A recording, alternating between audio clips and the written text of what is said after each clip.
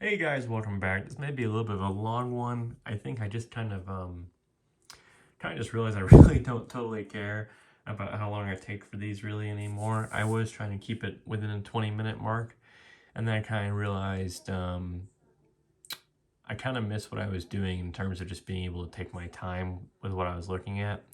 Then also I realized since I send these in no longer in sets of 20, I send them in sets of like 100 or plus. I try and keep it one nice even number of 100.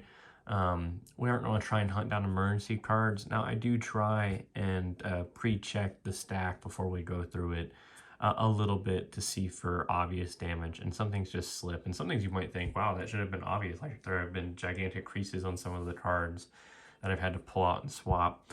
And the only reason why I mention all this is I try and play guess the grades with y'all, and we eventually go back and see if we got grades correct, and it's going to be for a while because the PSA, even though they've been doing things like clear through dates, it actually hasn't moved that much. They've kind of, I get, they're probably losing employees because I haven't seen much movement on their clear through dates lately.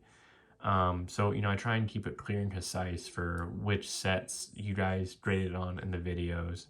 And if, as I'm doing a video and I find out that something needs to be replaced, I'm just going to write CGC over here so you know not to bother guessing the grade for that particular card in this video, because we'll eventually send some cards to the CGC. Now, if you're wondering why I do that, you can probably figure out if you watch my other video based on whether to send cards to PSA, CGC, or BGS. Again, also, I guess I'll do a little second sneak peek of the 1,000 sub giveaway. Not that, that's the 200 sub giveaway there, but sneak peek of the 1,000 sub giveaway. The reason why I really want to get to 1,000 subs, I know other people have mentioned that I don't have to have 1,000 subs to do live, but specifically just to do YouTube live and just keep things easy. It's really why I want 1,000 subs. So for example, I've got these ready to be making videos to be going through these stacks of send-ins. So I've got them already nicely stacked, stacks of 20. And if we were doing live, you guys should do a vote on which one I should be going over right now. Just based on whatever coins on top or saying top left or top right. But I don't have live, so we can't do that vote. And there's more than just those, by the way, guys. I still have all of those over there that I have to go through. In fact, there's going to be even more once I finally get my hands on some top loaders and penny sleeves again. So yeah, we've run into that issue. We've run into the issue of we are out of top loaders. We still have some penny sleeves, but I need top loaders for send-ins.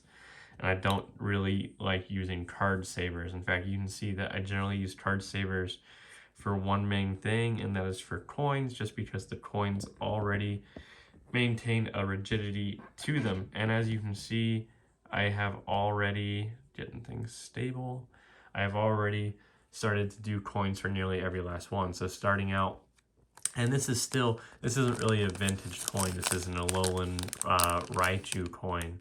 So it's not really vintage. It's nothing really crazy. But again, it comes down to that these don't take up a lot of room. And so this should get a 10 based on what I can see. And it's just one of those things that people don't usually get graded. So there's not that many of them. Now, I'm hoping not to start like a following necessarily with that to where everyone's getting those graded, because then that really hurts me on the market.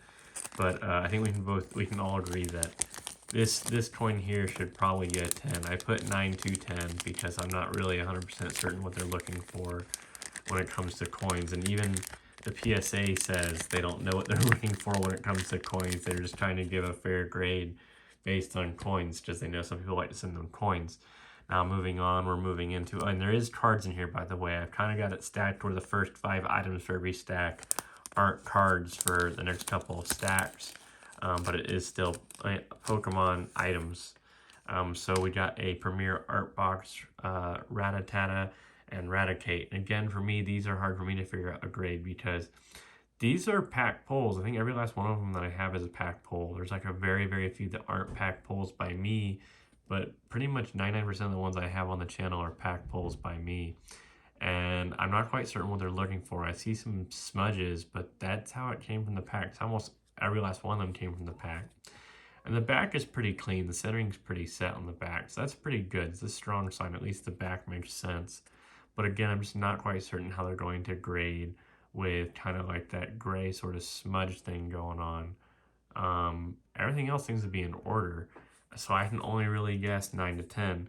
And as much as 9 to 10s are nice, this is still just one of the ones that you really aren't shooting for a 9 to 10 on. You really want a 9 to, I mean, you want 9 to 10 on all your stuff. What I'm saying is nothing to get super, super hyped over. The ones you really want to get 9 to 10 on is Blastoise, or of course Charizard, or some of the Pikachus, or a Moltres, or a Zapdos, or an Articuno. And really you want them to be Series 1. You don't really granted, Premier Edition really isn't that bad either. So this one I guess has even, yeah, this one has pretty solid centering too. This is Hitmonlee. And Hitmonlee's a solid one to have even as Premier Edition because he doesn't have an evolution. So it's really just about him. So it's kind of like just getting a card. So it's only about the one. Once again, though, we see all these gray smudge and I guess print lines, whatever. I'm not quite certain what you'd call them for these specific items. And we can see that there's some sort of run going right here. Again, I have no idea how the PSA is going to grade against it, with it, or just not even bother with that. And if they're just looking for visible, actual damage to it.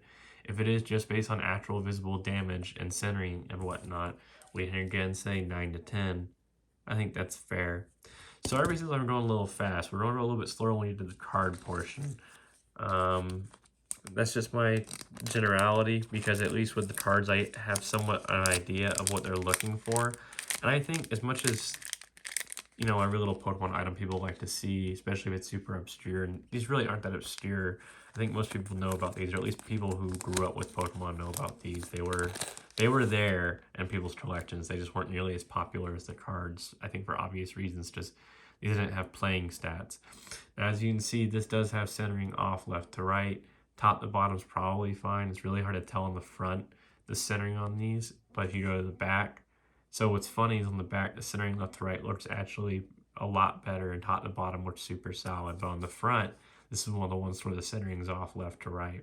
Now, when it came down to art boxes, Pokemon was just slamming these out. They weren't really totally concerned. I mean, it kind of shows, I think, with all the, I guess, smudge, whatever you want to call it, some extra rubber. And that's not so much on them, though, for the front part.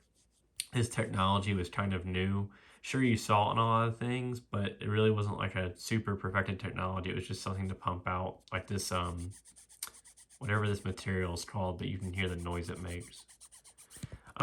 So this material was just something that people were pumping out for a lot of things to sell to kids, to you know, catch the attention of kids.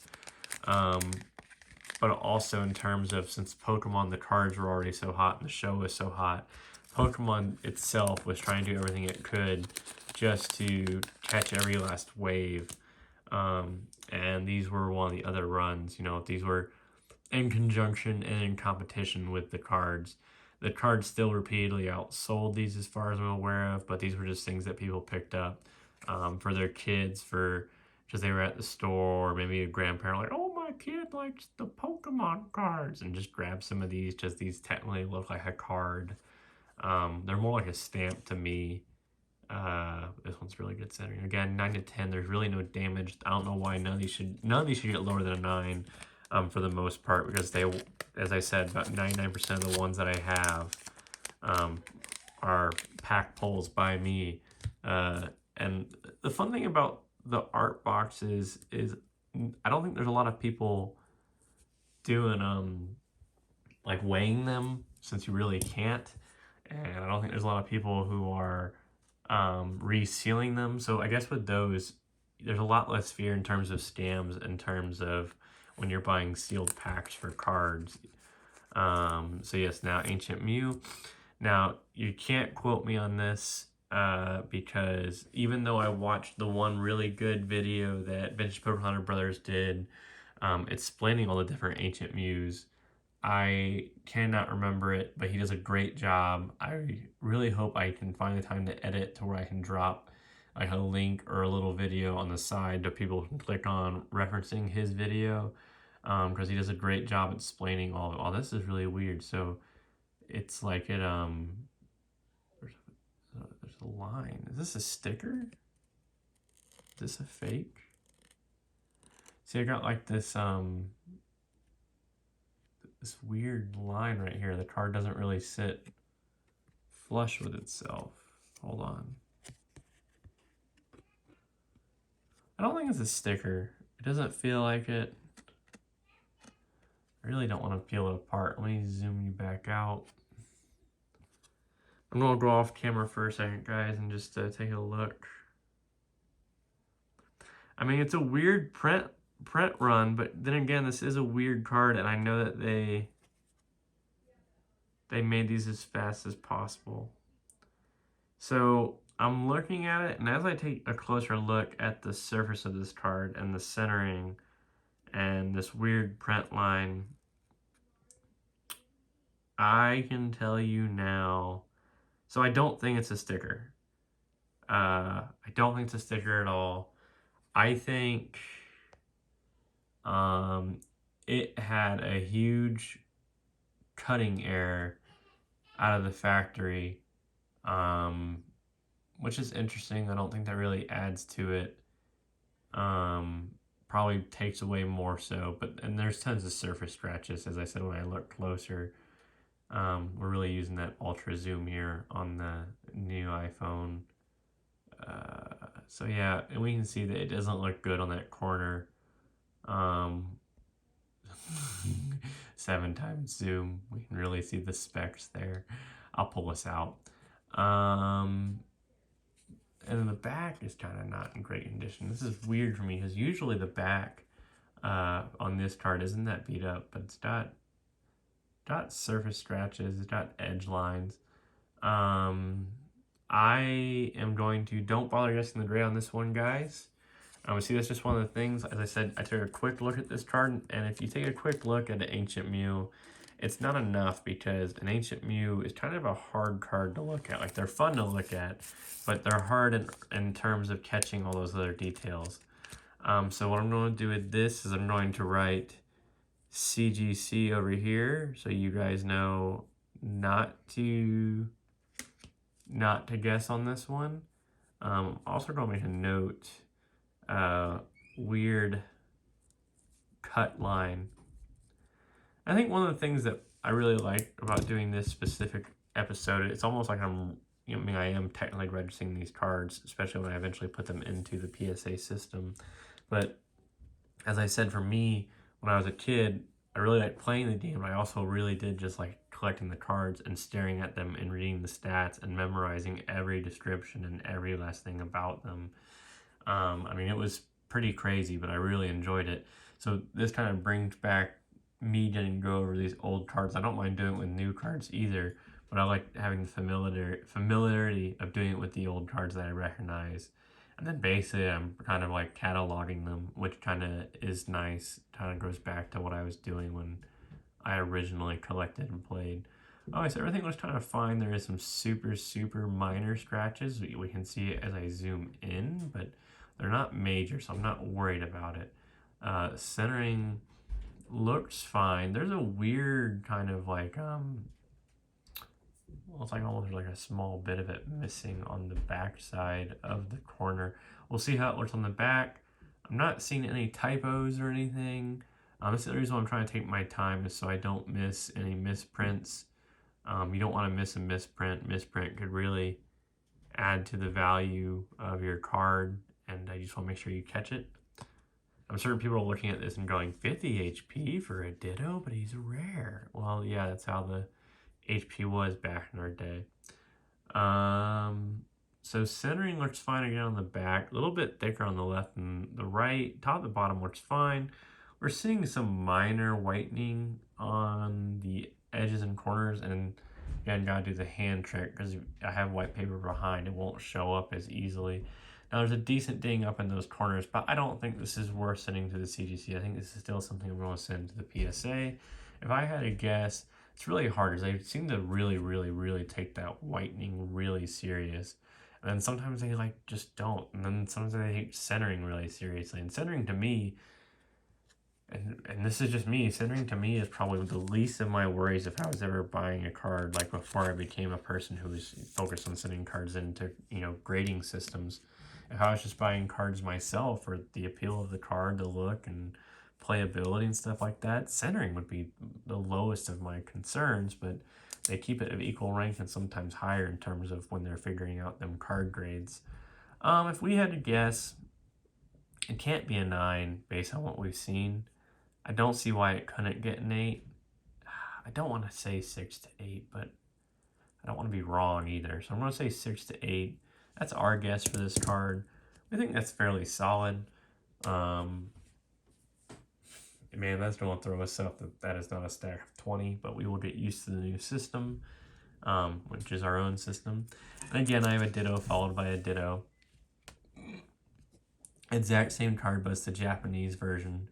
Wow, I didn't notice that. So there is a little bit more scratches in the hull foil in this one, which is rare. Usually Japanese cards are in better condition, but this was previously owned by someone, maybe even me, who knows. So I did have quite the collection before I was buying other people's collections up for this channel and series. There is some uplift here and there on the edges, but everything seems to be really in order. Scratches are kind of minor. There is silvering, but looking more for whitening. There's some whitening here and there. Okay, so there's a decent amount of whitening, and there's quite a few scratches on the back of the wax, but nothing really damaging into the ink of the card. Now, it's one of those ones that has, and there's like some water damage.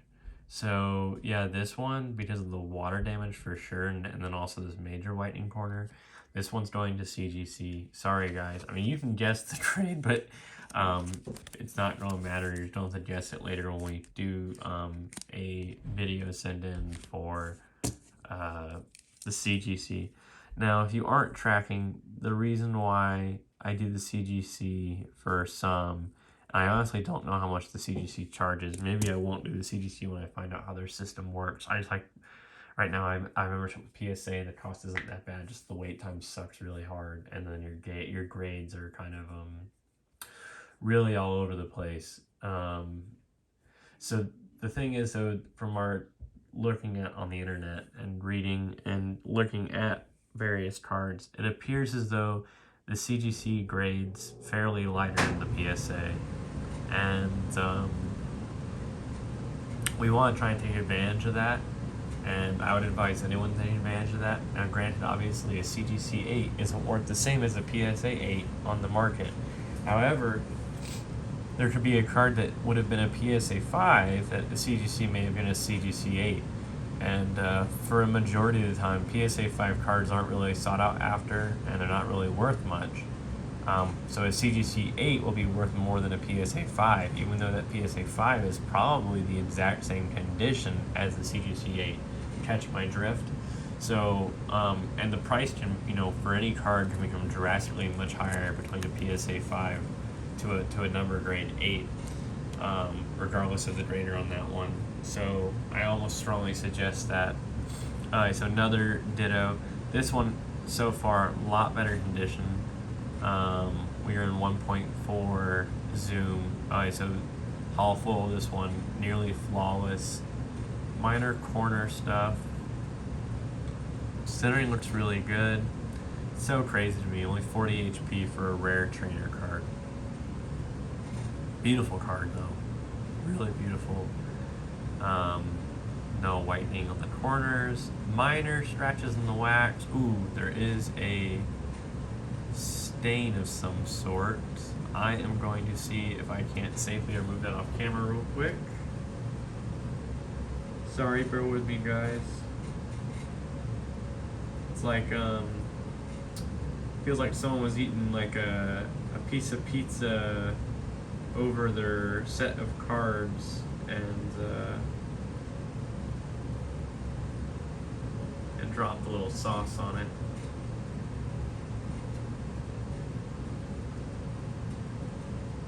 It's sort of coming off, and I'm really afraid that is really on there really good.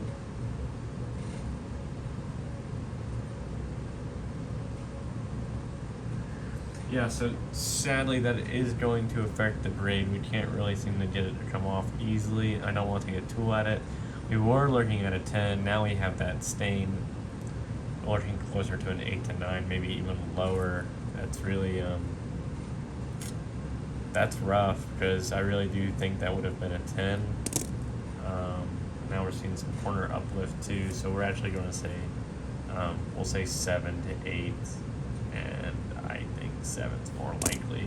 If it wasn't for the major stain, even with the uplift, I would say 8 to 9, but with the combination of things, I think the PSA starts to really add things together really heavily, and it's just better to be rough against yourself than to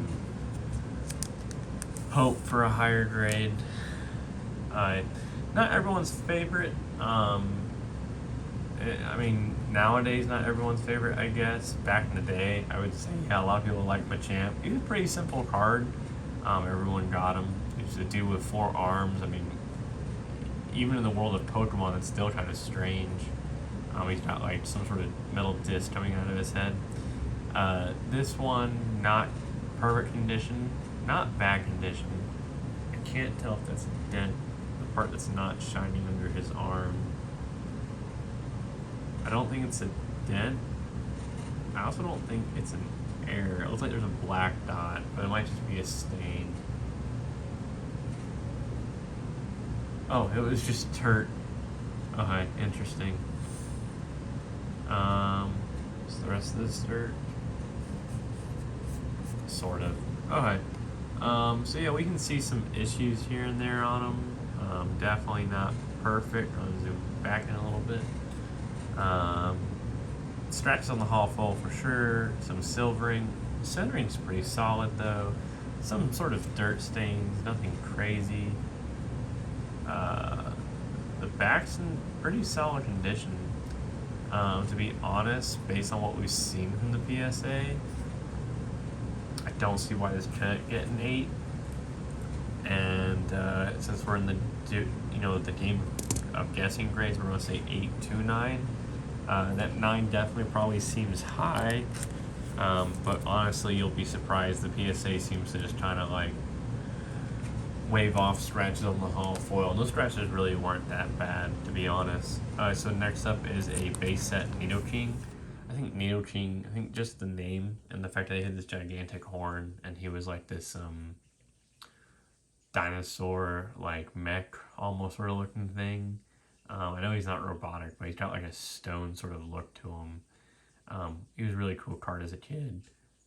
Centering a little bit thicker on the left, a little bit thicker on the top. Hollow foil seems to be in really fantastic condition, which is good. Some minor scratches. Everything else seems to be in order. Not really seeing any sort of misprint here or there. Just something to keep your eye open for.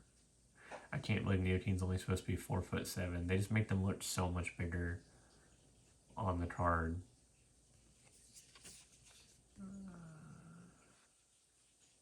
Some whitening. Not crazy though. Alright, so we're going to do it all centering again. We're still going to do a... No, I think 7 to 8. I think when you add all the things up, I was going to say 7 to 9, but when you add all the things up and kind of understand the PSA, or at least how we perceive the PSA, we can see those issues conglomerating together against our grade. I definitely do get jealous when I see people on YouTube who have like 10 after 10 after 10 of base hit cards and not quite certain where they're getting them, but whatever. Next up, another older card, a Shadowless Nidoran.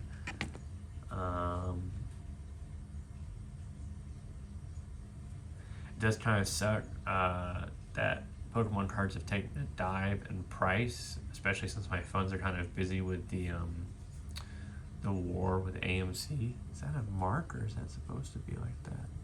That's weird. See how the box line just stops?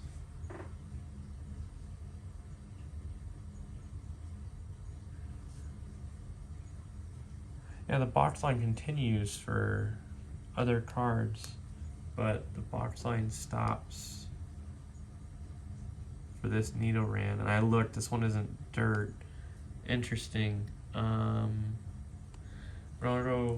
know I don't usually do emergency, but I have a bunch of them right here, so I'm going to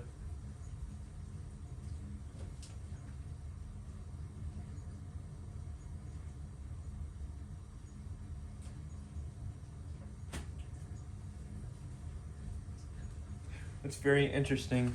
I don't know if that confirms misprint or because if we go back to it, it's not just greens. If you go back to Nidoking, his underlying description box completely fills out. I just looked at a bunch of Shadows Nidorans that I have. When I say a bunch, it was like 3 or 4. I mean, that's a decent amount. And he has it again right here, but it's very prevalent right here. And they're all like that, but they're not supposed to be printed that way. Look, we'll zoom in. It's either ink is missing or it is a green dot, perfectly placed green dot error. So I mean, since all of them seem to have it, at least the ones that I have, it's kind of like the Vulpix error. I'm not quite certain how you'd even label it. I am going to do some research, so I'm going to write green dot error. That will remind me when I go to send this into the system to look more up.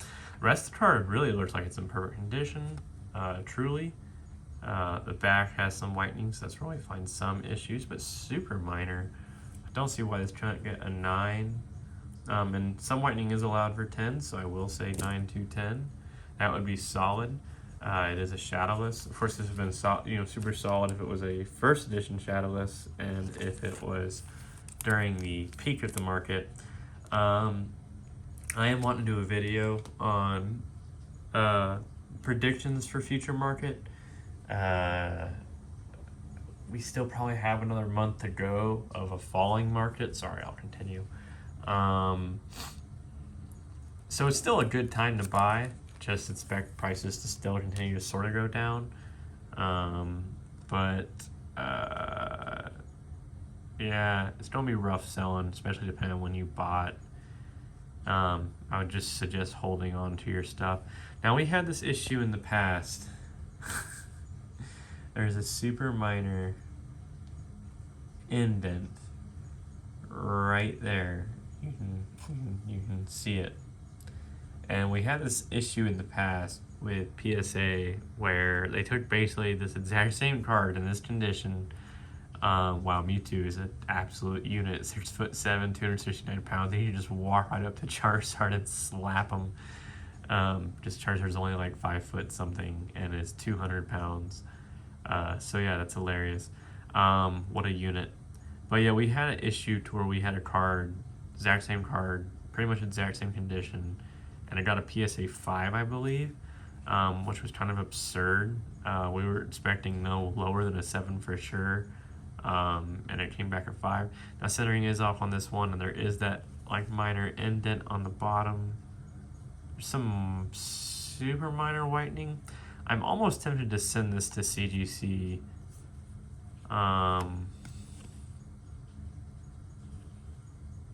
But I think I'll PSA it for now. I think it makes the list. It's really hard because I've sent this card in and I know kind of like how it grades at the PSA.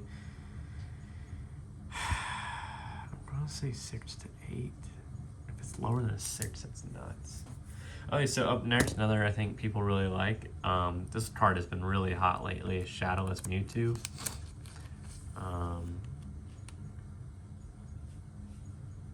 I think what's really funny too is for the base set cards, they didn't do justice for anyone besides Charizard. Because if you really look at them, what's that? Oh, please just be dirt.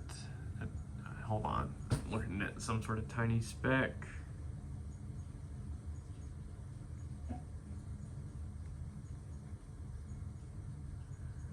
It's not wanting to come off. And you don't want to try and tear anything off. Whatever, I just have to live with it. There's a tiny speck right up there above his head. It's almost ink though, because it didn't really seem to have texture to it when I went to scratch it off on a nail. Good news is the rest of the card, wow, look at that hollow. I mean, for a shadowless card, for it to have near perfect hollow, and wow, I've never really zoomed in on Mewtwo like that. You can really enjoy how they put a separate aura on him, between him and the hollow. that orange. It's actually really cool. I've never noticed that, and I probably looked at this card a million times as a kid. Of course, he does have that dark hollow background, which makes things really hard to see, and we're under this white light, so it makes it a lot easier. Everything seems to be in super solid place. I'm not seeing any misprints, which is somewhat good. I'd really like a misprint, but everything about this card is really super solid. Centering's a little bit off, but really, who gives a damn? And even the back, minor whitening, awesome. It's not going to get a 10. I don't see why it couldn't get an 8 to 9. It all really depends on how hard they're going to grade against that spec.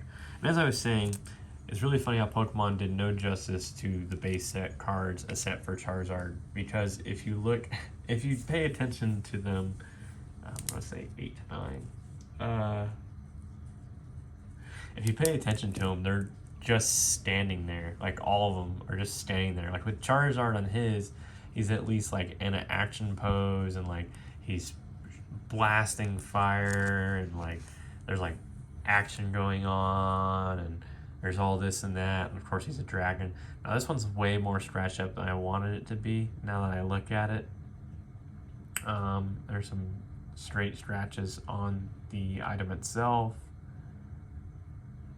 What's funny is so far this should probably still get a PSA. Okay, so the whitening is where it kills me in terms of PSA. I was gonna say what's funny is as it sits, you should probably still get a PSA 5. Now, this is just another one that I'm going to send to the CGC. Now, the good news is for you and me, hopefully both of us, is this allows for me to create more content, a large submission to the CGC, so a good testing sample. And you guys get to see CGC results and if it was worth it. And my decision and basis on it, besides just what I've read and saw on the internet, I don't like saying things without actually testing them myself too much. As you can see, I was trying to do the normal thing where I follow up Mewtwo after Mewtwo after Mewtwo after Mewtwo, but some of these had to be pulled off, obviously, due to not making the cut. I actually pulled one off before we started the video for CGC. This one's in a lot better condition, which is typical of Japanese cards. That's nice. Solid swirls. Everything seems to be in order. Everything looks to be there. It's really clean, really nice. It's just what you'd expect. It's just one of the reasons why I like Japanese cards, and they just feel different. They actually do have a different weight to them and feel. Centering looks pretty solid to me. Now, I know it's weird when I do a two number this way, but I'm going to. I'm going to say 8 to 10. I really do think it should qualify as a 9. I could see just someone giving it an 8, just the PSA is the PSA. And I could see also me being surprised and it getting a 10. So I'm going to say 8 to 10 for that one. And again, I'm following up. The last ones are just Gyaradoses. Gyarados also just a really cool Pokemon. So starting off with Shadowless, please be in decent condition. Please be in decent condition. Gotta zoom in. Actually, yeah, no, that's in really good condition. That's fantastic. Really good. I don't see any misprints. There's some smudges up top. See if they'll just come off. Sort of, not really. That's fine. Not worth trying to rip it off. I haven't really considered the playability of Gyarados till now, because I am contemplating building a deck to play against. He is such a unit. He's 21 feet long. He would just swallow Charizard, and he's 518 pounds, which actually is really light for that size of an animal. But yeah, he looks like a very playable Pokemon. He just evolves off Magikarp. He has 100 HP. This is, of course, base set. He probably has way more in other sets, but this is base set. 100 HP is really high. He has resistance to fighters. I'm sure he's weak to grass, so if you're playing against a grass deck, that could suck. But his energy cost, yeah, it gets a little high for Bubble Beam, but other than that, you don't have to remove any energy costs, which is like remove any energies, which is typical of usually these heavier, tankier Pokemon, but he doesn't have that as a issue. His retreat cost is high, but he's got a 50 damage hitter and a 40 with the ability to paralyze, so that's pretty good. Everything else on the card seems to be fantastic. There's little stains, so nothing huge. Puts us in the 9 right now. And super minor whitening. I'm just going to say 9. The stains are too obvious in my opinion to say 10. I definitely think that they, on that one, they pop up too hard. I'm just going to say 9. And then we move into another Gyarados, and this is also to me just another cool Gyarados. They always try to portray Gyarados to be evil, at least in the show they did, or at least as a kid he came off to be evil. So I like to give him kind of like a purplish, ominous kind of background for him. And he's the Team Rocket Gyarados. And they always try to have Gyarados raging, which makes sense. Now there's some uplift here, but I think I'm still going to send it into the PSA. And hope for the best. Everything still seems to be fine to me. Push it back. That corner might be a deal breaker. Now, like as I said, if you just look at it at normal, flat, and if you zoom in, whatever. Now, that's why it's important to have the proper lighting and this white light.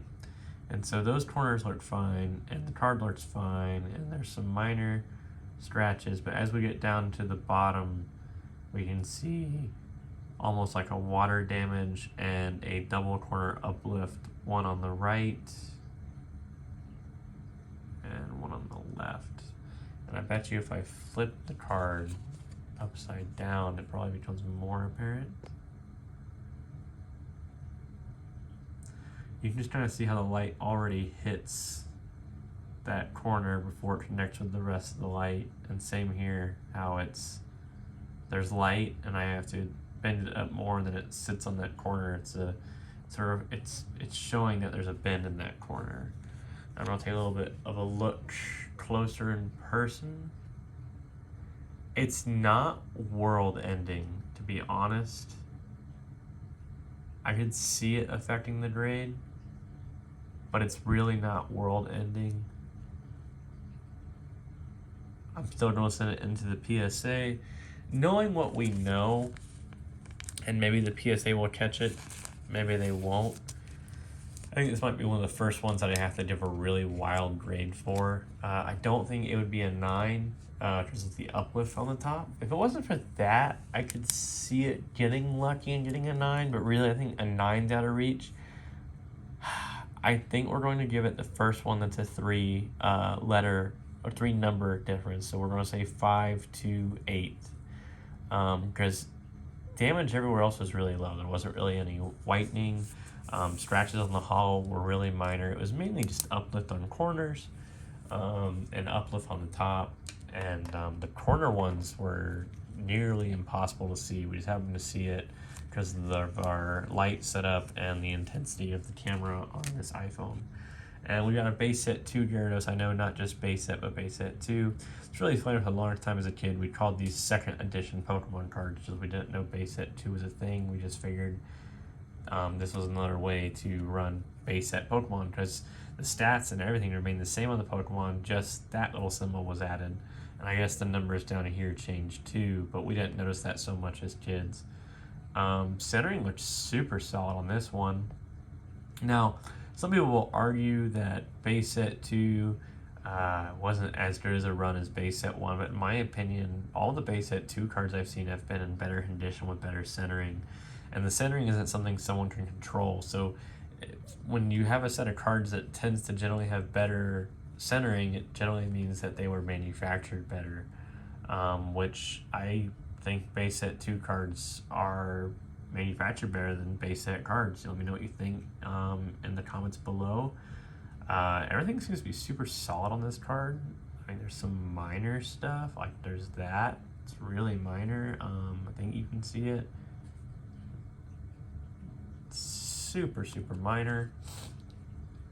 I don't see why it couldn't get a 9 and or possibly 10, but really more 9. I mean, our standards would be a 9.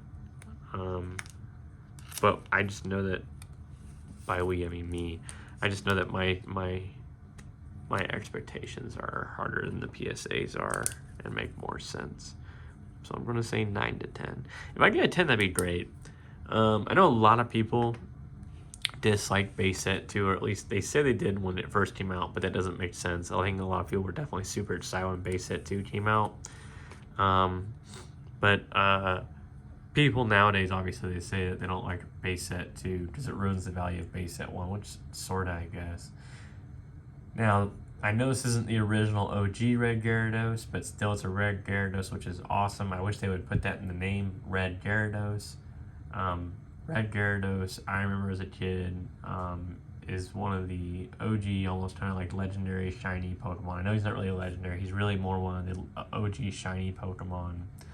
And he was just awesome.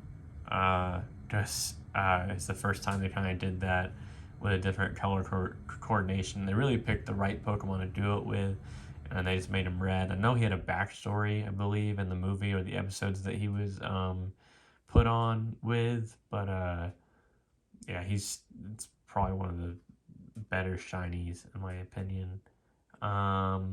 Centering looks fine to me. There's really no issues at all with this card. Let's see the back. Some sort of probably binder wear or something. Everything else is super solid. I'm gonna say 9 to 10. That's so minor. I think 9 to 10. I'll be really surprised if it's below a 9. Well, guys, that kind of concludes this episode. Hold on. I always have this issue. Oh wow, yeah, I know it's stuck in there. As I said, we still haven't hit 200 subs yet. Well, who knows by the time this video drops, if we have or haven't. But I doubt we've hit 1,000 subs yet by the time this video drops. I know that's asking for a lot, and we'll have giveaways in between 200 and 1,000. And obviously, there is a little bit more of a sneak peek. I guess I'll add to it. That is full, by the way. Those aren't empty. So if that gives you any idea where we're going with 1,000 subs, and there isn't just cards in there. And those are a part of the giveaway as well for 1,000 subs. I know we're really far away from 1,000 subs. I'm just preparing it. I might add some other memorabilia stuff to it. We'll see. But we do still have, well, as I said, I don't know by the time this video drops or not, but we do still have our 200 sub giveaway going on, which is a winner of all of those. So yeah, help us reach that. Really, the main reason we want to do 1,000 subs is having the ability to do YouTube Live really lets us do some different content ideas, like voting on which one of these we're going to do for a day, or a topic we could talk about, or we can do live giveaways that allows us to do like a live questionnaire contest, like Who Wants to Be a Millionaire, but you win the card or the Pokemon prize that we have. We are starting to stack up on our so we still have some penny sleeves. We need some more top loaders, but we've been pulling off all of our themed sleeves from our send-ins, and we said we'd be doing this as giveaways, either just the sleeves themselves, like a stack of them. Generally we use these as our giveaways. Like when we give away a Pokemon, we put them in one of those nickel sleeves or theme sleeves. As I said, we still have a ton of PSA submission stuff over there we have to do. I got stuff behind me in terms of what needs to be sent still. Why it has been sent is because the PSA just simply isn't accepting anything. And we are trying to organize more. I know you guys don't see the progress, at least I do. That kind of is all that matters. And right now we're just fighting the fight for AMC. as that continues or eventually fades out, we'll pull the funds from there, and hopefully we'll be able to buy some more cards. It's kind of hard to convince my wife at this point to let me buy more cards, since I'm not really selling any. Uh, I know if anyone's seen my eBay store, if you guys still have the link to it, I've only got one thing listed right now. It's my Shadowless Charizard PSA 8, and I still have it listed at an extremely high price. I missed the peak, and I'm still just going to keep it advertised at that price. I missed the opportunity to sell it for 8 grand, and it's down to 2/3 right now. I think we're gonna see prices go down a little bit more, and then I think it'll come right back. I think we'll see prices come back when summer is over, and there's reasons for that. And maybe a little bit longer in summer, we may not at least not we may not at least notice the price influx for us. But it's gonna be after summer, and mainly because I think people are gonna want to be out of the house, and cards is more of an in the house sort of thing. So with COVID ending, I think people are not going to be collecting cards so hard or playing them as much, and it's cyclic. So prices will go back to increasing slowly and have a boom in 5 to 10 years. And again, if you do your cards properly, not like me, they don't take up a huge amount of room as long as you have the right ones that you have collected. If you are holding anything, try not to hold anything that's below an 8. Everything will go up in value, but really your 8s and up will really increase in value a lot quicker. Um, and just sort of maintain a collectabilityness. Anything below 8 really kind of doesn't, depending on the population report for that card. That being said, as I said, it's been a long episode, hashtag longs, and we will just continue to do what we can do and try and provide the content that people want to see. Thanks. Bye.